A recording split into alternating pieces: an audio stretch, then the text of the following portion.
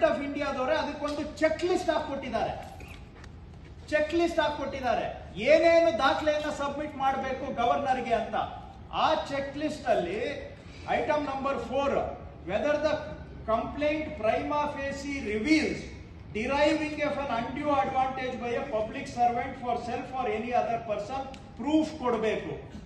Whether any information is available in respect of bribe giver, ಯಾರು bribe giver ಇಲ್ಲಿ, bribe taker ಯಾರು, that information has to be produced. Mention clearly the offences under specific provisions of Prevention of Corruption Act 1988 as alleged against a person who is or has been a public servant. What are the specific violations? Adanna list ಮಾಡಬೇಕು. Please provide specific details of the recommendation made or decision taken by a public servant which is relatable to the offense alleged against the public servant. ಇದನ್ನು ಕೂಡ enclose ಮಾಡಬೇಕು.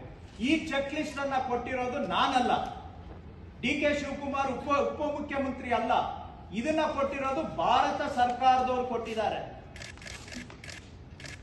ಯಾವ್ದಾದ್ರು ಕೊಟ್ಟಿದಾರ ಸ್ವಾಮಿ ಇದರಲ್ಲಿ?